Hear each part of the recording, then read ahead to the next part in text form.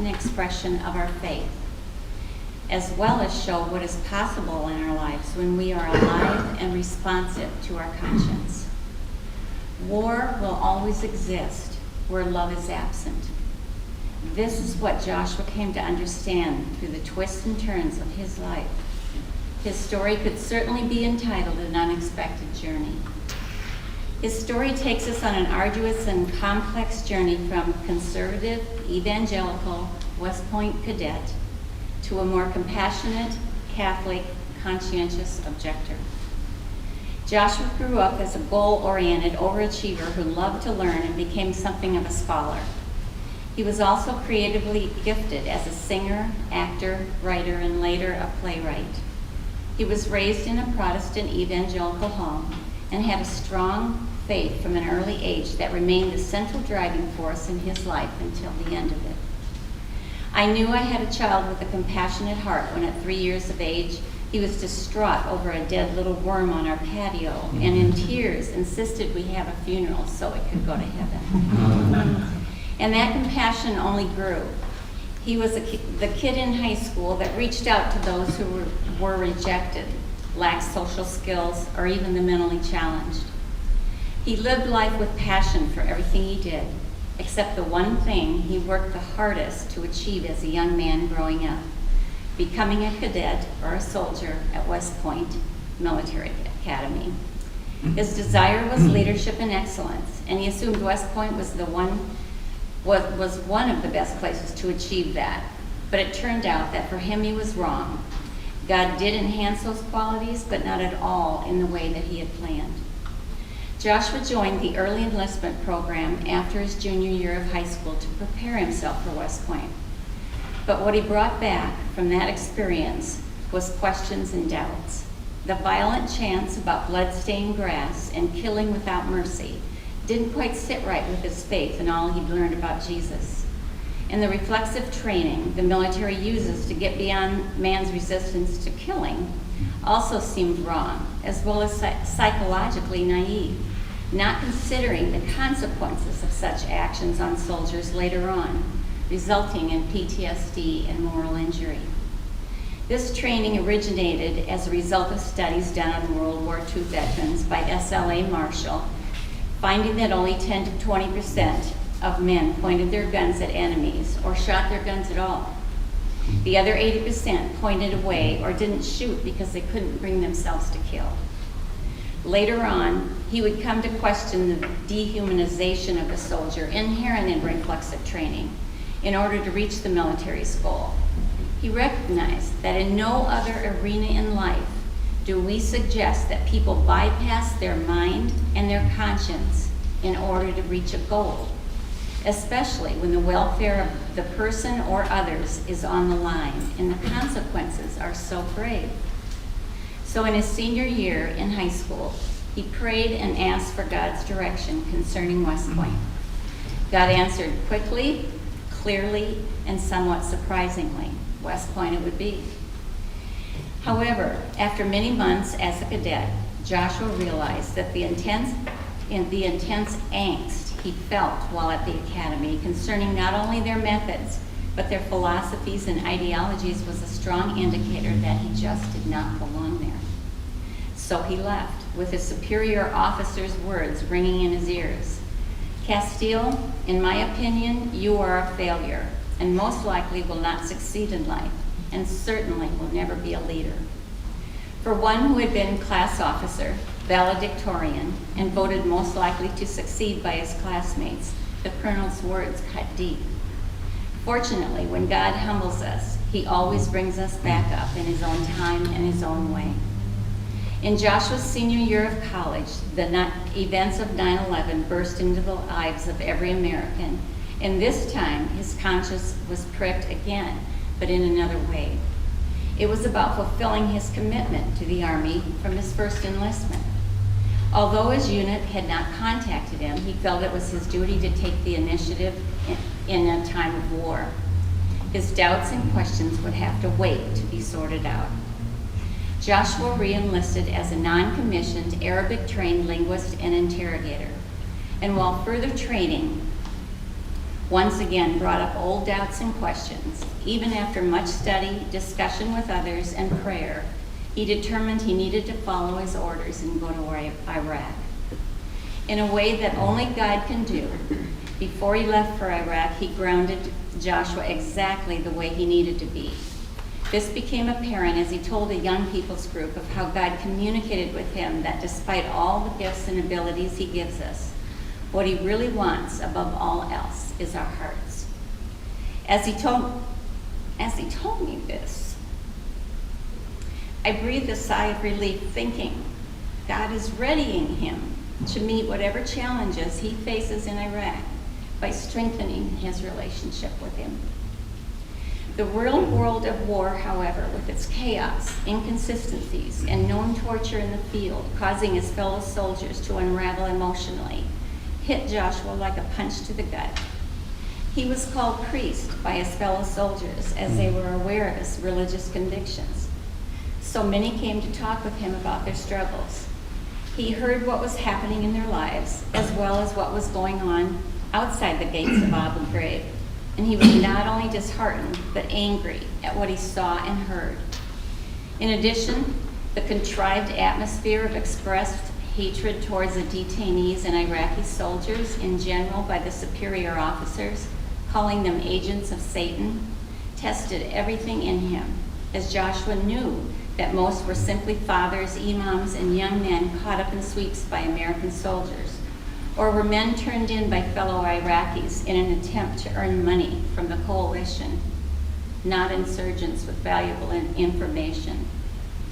He felt paralyzed at times by the contradiction he believed he was living, and knew that the destruction in so many lives on both sides would go on long after the fighting stopped. It all felt so very senseless.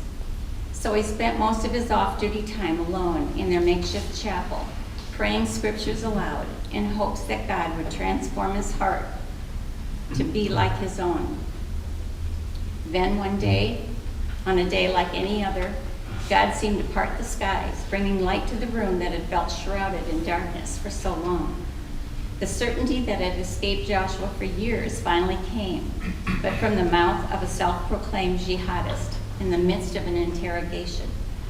It began in an unusual way because of the calmness and the forthrightness of this young jihadist, barely over 20 and admittedly taught by his religion to defend Muslim lands at any cost.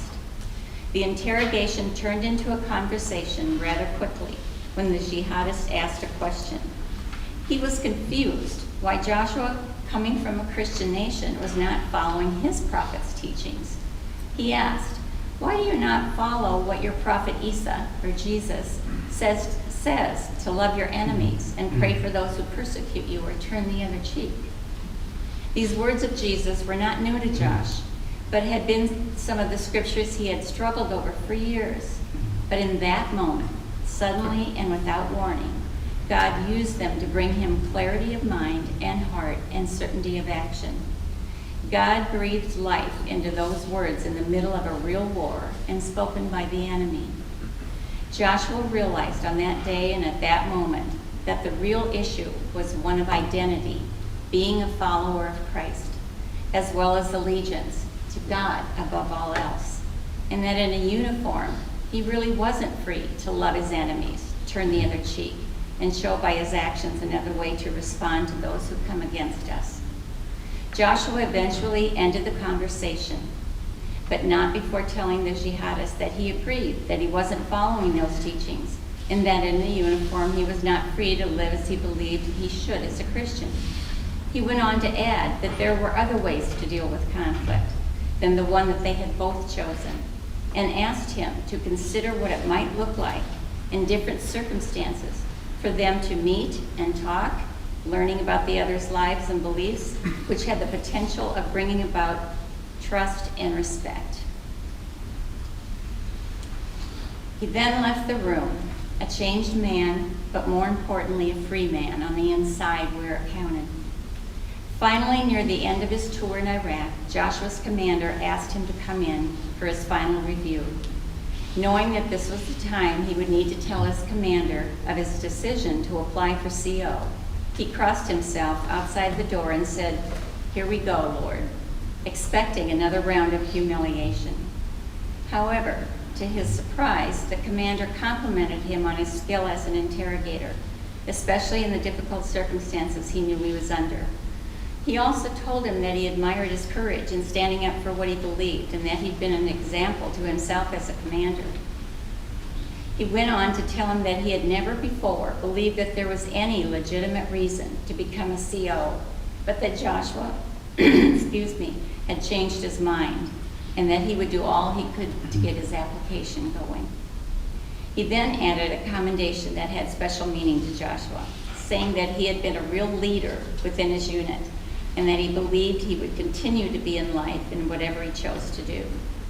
I spoke with Joshua shortly after that conversation, after his feet came back down to the ground, and it was obvious that he was in awe of God's provision as well as his gracious encouragement. He was also able to erase a very big question mark in his life as he finally realized why it was so important for him to attend West Point, only to choose to leave despite opposition and under duress. God not only allowed him to see and experience the realities that would become the basis of his changed belief system, but also prepared him for the final exit from the military, giving him the courage to do so. Joshua came home to receive his CO status and began sharing his convictions and story in many different ways here and abroad. After the passing of his father in 2010, he began his doctorate at the University of Chicago Divinity School until he was stopped in his tracks in 2011. A very rare cancer for young men of his age, unless subjected to contaminants, had been invading his body for years after his return from Iraq. The contaminants, the burn pits the military used to burn their waste, which produced toxic smoke that clung to the dust so prevalent in the Middle East. It infected everything, including their drinking water and the very air they breathed, producing a variety of physical maladies, some leading to death, as in Joshua's case, which is why they are illegal in the United States. But Joshua was not one to say, "Why me?"